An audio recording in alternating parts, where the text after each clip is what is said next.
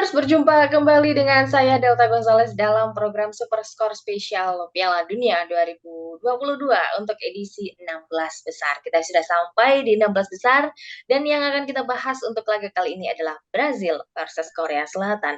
Sangat seru sekali karena kita melihat bagaimana perjuangan dari masing-masing timnas untuk bisa lolos dari fase grup dan sekarang mereka bertemu di 16 besar. Sudah bergabung dengan saya di sini ada dua wartawan olahraga Tribunnews Solo, Bang Giri dan juga Bang Devor Ismanto. Halo, apa kabar Bang Giri, Bang Devor? Baik, Delta.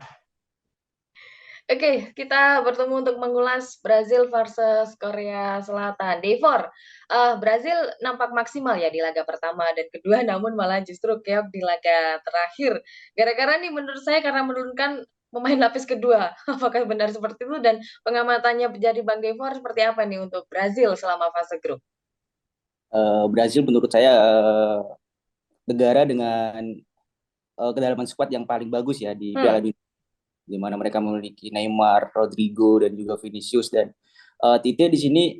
Brazil kan selama ini terkenal dengan jugo bonito mereka ya, ya. bermain dengan mengandalkan skill individu. Namun Tite mencoba merubah filosofi tersebut dengan bermain lebih kolektif, di mana di dua pertandingan saat melawan Serbia dan melawan Swiss, itu kiper dari Brazil Alisson dibuat nganggur dengan nol shot on target yang diterima oleh Brazil. Jadi begitu dominannya Brazil saat di dua pertandingan awal. Dan mengapa Brazil kalah di pertandingan akhir, ya betul yang dikatakan Mbak Delta. Tite merubah bahkan 11 permain starting lineup mereka saat Hmm. menghadapi Kamerun di laga terakhir. Dan sebenarnya bermain tidak buruk-buruk amat, mereka menguasai pertandingan, mereka mampu menekan dan tampil agresif, namun gara-gara kecolongan lewat gol Abu Bakar di menit akhir ya, jadi Brazil kehilangan poin. Dan Brazil sangat tampil meyakinkan di babak penyisihan grup. Oke. Meskipun juga di match ketiga bagi Brazil memang tidak berpengaruh apa-apa karena di dua match pertama mereka sudah berhasil memastikan untuk lolos 16 besar, 2-0 lawan Serbia dan 1-0 lawan Swiss. Oke, itu dari Brazil yang memang tampil mengesankan meskipun juga ada cacat di match ketiga mereka. Bang Giri, perjalanan Korea Selatan ya kalau kita lihat nampak seperti roller coaster juga, satu menang, satu draw, satu kalah, dan itu menghasilkan mereka bisa lolos ke 16 besar menjadi runner up dari grup H. Bagaimana pengamatan dari Bang Giri ini? Baik, Korsel sendiri ya, saya pikir mereka lolos ke 16 besar. Selain kerja keras, pasti ada faktor luck ya dengan Hmm, jumlah poin mereka yang sama dengan Uruguay saat itu. Uruguay, ya, Dan mereka nobar ya setelah ya betul. pertandingan Setelah karena pertandingan. Uruguay belum berakhir. Tapi di sini yang akan saya garis bawahi adalah penampilan Korea Selatan sendiri memberi kejutan pada match terakhirnya, di mana Hmm, mereka statusnya tidak diunggulkan, tapi justru malah mengalahkan Portugal ya dengan hmm, hmm, hmm. skor 2-1. Dan yang eh, menjadi sorotan negatif adalah pertahanan Korea Selatan. Saya tidak akan menyoroti lini serang karena memang dari 3 laga 4 gol, saya pikir lini serang Korsel sudah bagus karena eh, presentase dari tim-tim lain seperti Argentina, maaf Brasil, Hmm. kemudian Belgia, itu notabene mereka mencetak 5 sampai 4 gol. Berarti lini serang Korea Selatan tidak berkendala, tetapi yang menjadi masalah adalah lini pertahanan dari Korea Selatan sendiri. Skuad asuhan Paulo Bento kebobolan kalau nggak salah 4 gol dari 3 laga. Jadi ini menjadi pekerjaan tersendiri sih untuk Korea Selatan menghadapi Brasil yang apa yang dikatakan Bang Devor tadi, kedalaman skuadnya mumpuni. Kemudian Ya. lini serangnya sudah lapis A, lapis B pun sama-sama bagus. Jadi saya pikir Kim Min Jae dan kawan-kawan harus lebih solid lagi untuk menghadapi Brasil nanti. Nah, itu dia tantangan berat pula bagi Korea Selatan melawan 5 kali juara Piala Dunia. Dan sekarang bertemu di mana memang Brazil memiliki kedalaman skuad yang oke, militan semua kalau pemain-pemain di Amerika Latin menurut saya. Itu dari pengamatan Bang Giri seputar Korea Selatan yang memang tampil mengejutkan untuk Piala Dunia 2022 ini, sama halnya pula pernah mengejutkan di Piala Dunia 2002. 2002. 20 tahun yang lalu kalau dihitung ya. Nah, Bang Devor, tanpa Neymar ya, ini Brazil ternyata juga tidak ada bedanya, malahan juga seolah kehilangan Neymar pun tidak masalah. No Neymar, no cry. Dan pemain lapisnya Neymar pun juga cukup mumpuni untuk bisa menggantikan peran Neymar. Nah, berdasarkan nih, Bang Devor mengamati dari kondisi ini, ada nggak sih gaya permainan Brazil ada Neymar maupun nggak ada Neymar? Neymar kan di Piala Dunia kali ini diberi peran khusus ya oleh Tite. Jika Neymar kita lihat Neymar 4 tahun lalu, dia adalah seorang winger. Ya. Tapi di Piala Dunia dia diberi peran sebagai playmaker oleh Tite di mana dalam format Hmm.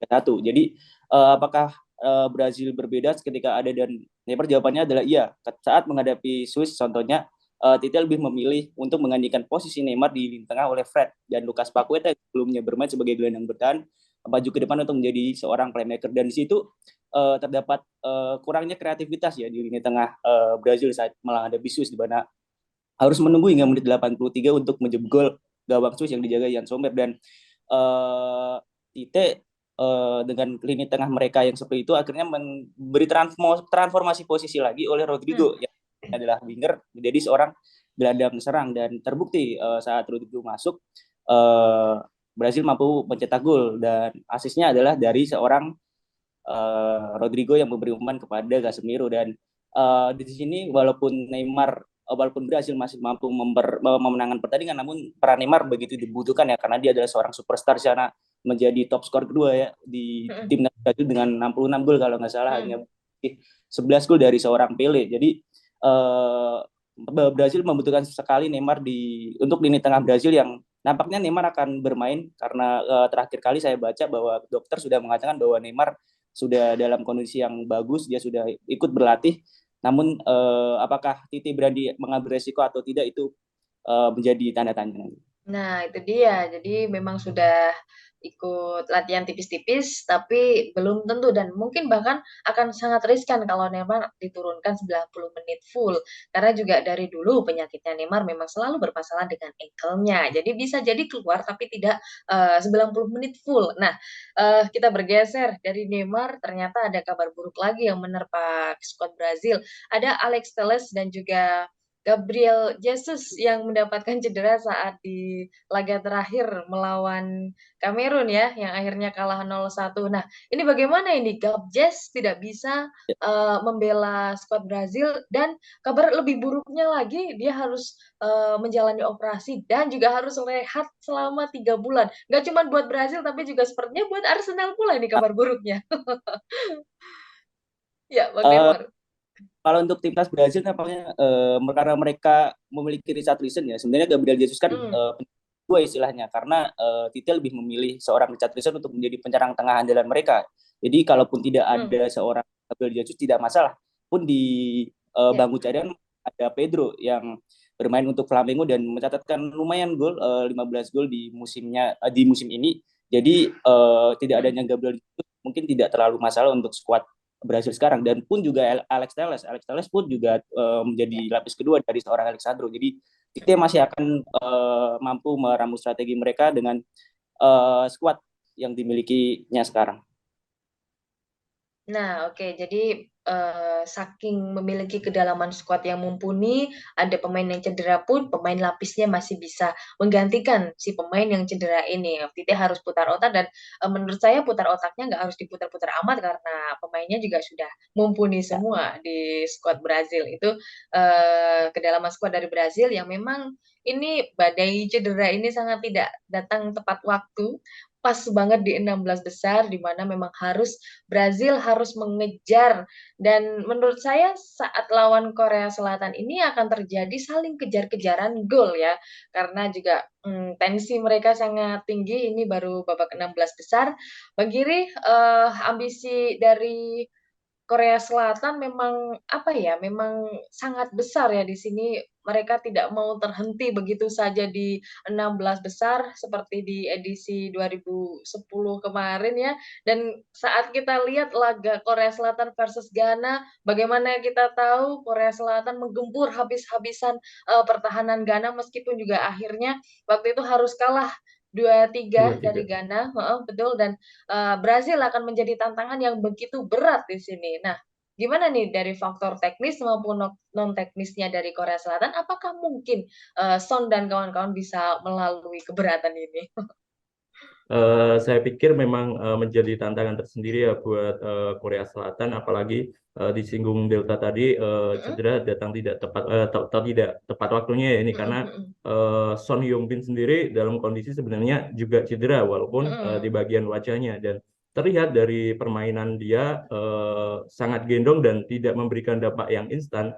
Ya. Beberapa kali dia sangat di parking ketat, itu menjadi masalah sendiri ya dari teknis permainan. Mm-mm. Bagaimana Son yang seharusnya bisa menjadi goal getter dari lini serang Korea Selatan ini zero ya, masih 0 gol di 3 fase grup. Dia hanya mencatatkan 1 assist untuk gol Hwang Hee-chan di match pamungkasnya. Ya.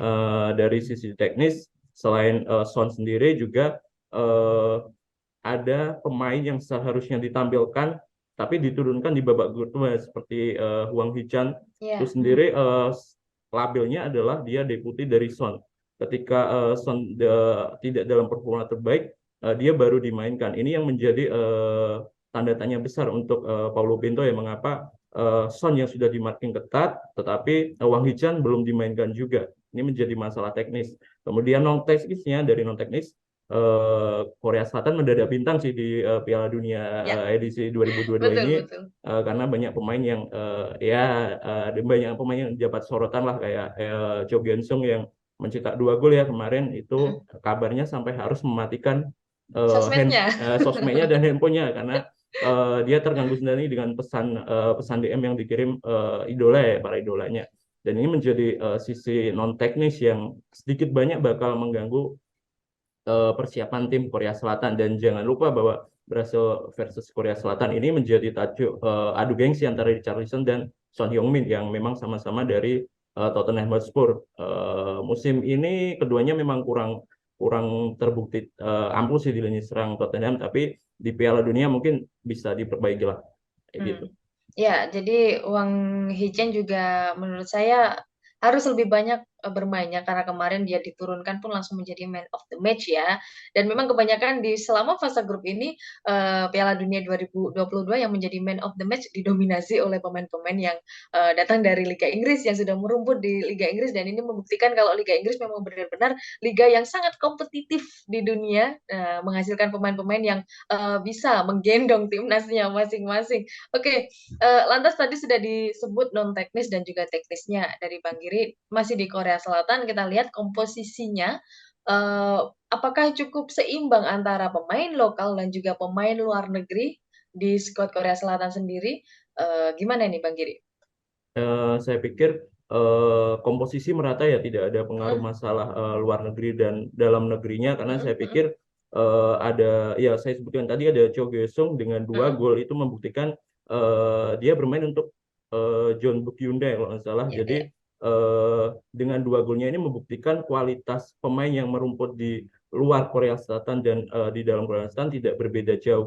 Di sini hanya Mm, yang menjadi penentuan adalah bagaimana Paulo Bento meracik strateginya, pintar-pintar dia bagaimana menemukan formula yang tepat ketika menghadapi Brasil nanti. mm, Dan mm. saya pikir Korea Selatan bisa sih untuk mengalahin Brasil kayak gitu.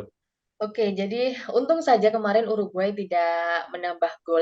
Kalau menambah gol, Uruguay yang lolos di sini ya. Dan Korea Selatan, tangis Son kemarin itu bukan tangis kebahagiaan, bukan tangis haru, tapi justru menjadi tangis sedih. Dan tangisnya Suarez justru malah menjadi tangis kebahagiaan Aja. kemarin. Tapi benar kata Bang Giri tadi, Korea Selatan juga mendapatkan keberuntungan lolos ke 16 besar ini. Nah, itu dari Korea Selatan yang memang kombinasi yang sangat beruntung, yang sangat cocok banget dan tidak terlalu apa ya, ada pengaruh yang besar, maksudnya pengaruh negatif yang besar antara pemain lokal dan juga pemain luar negeri, justru menjadi keuntungan tersendiri bagi Paulo Bento untuk bisa meraciknya.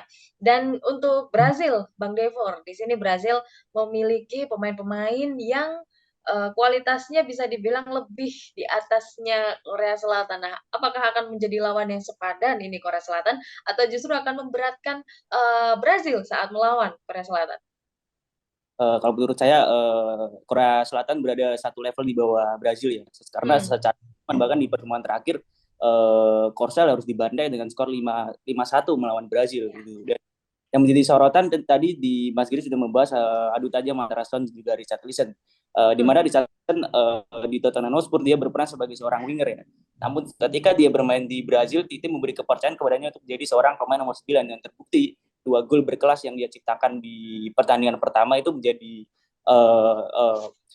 menjadi apa ya, isyarat bahwa dia akan tampil tajam melawan Korea Selatan. Apalagi Korea Selatan juga tidak terlalu bagus-bagus amat di pertahanan dia, bahkan kebobolan 3 gol saat melawan Ghana pun juga harus lolos ke babak 16 besar dengan susah payah, dan juga ada faktor luck di situ. Jadi apakah Brazil dan Korea Selatan akan berjalan seru? Kalau menurut saya Brazil akan menang dengan skor yang mencolok. Berapa itu? Apakah juga 5-1? Mungkin kita 3-0 atau 4-1. 3-0 atau 4-1, luar biasa. Ini sangat mencolok ya untuk baru sampai babak 16 besar di sini. Oke, 4-1 maupun 3-0 dari Bang Devor. Bang Giri, apakah juga akan prediksinya akan ada skor mencolok, hujan gol atau saling serang atau jual beli serangan seperti apa ini? Saya pikir Korea Selatan lebih bertahan terlebih dahulu yang babak pertama untuk membaca situasi. Kemudian Paul Ben itu pasti akan menerapkan pertahanan yang kokoh, mengingat ya itu tadi lini serang Brasil memang sangat mumpuni. Kemudian untuk skornya saya pikir Korea Selatan 1-0 terbukti kemarin bisa mengalahkan tim jagoan Portugal dengan 2-1 ya. Ya, kala itu juga Portugal memang lebih dijagokan daripada Korea Selatan, tapi justru Korea Selatan yang menang.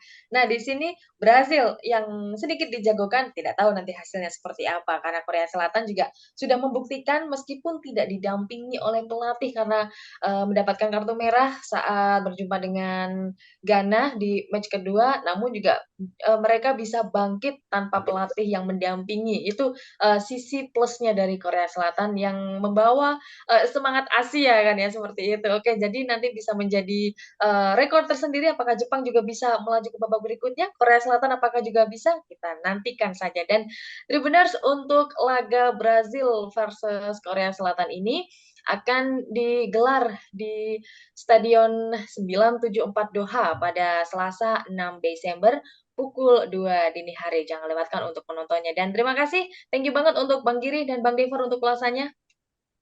Thank you, Mbak. Ya, Tribuners, jangan lewatkan program Super Score spesial Piala Dunia 2022 yang akan tayang di YouTube Tribun News dan Facebook Tribun News. Kami tayang setiap hari selama gelaran Piala Dunia, kita kawal sampai final ya. Saya Delta Gonzales, pamit undur diri. Sampai jumpa di ulasan berikutnya.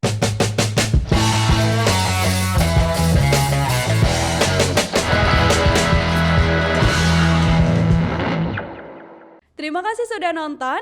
Jangan lupa like, subscribe, dan share ya.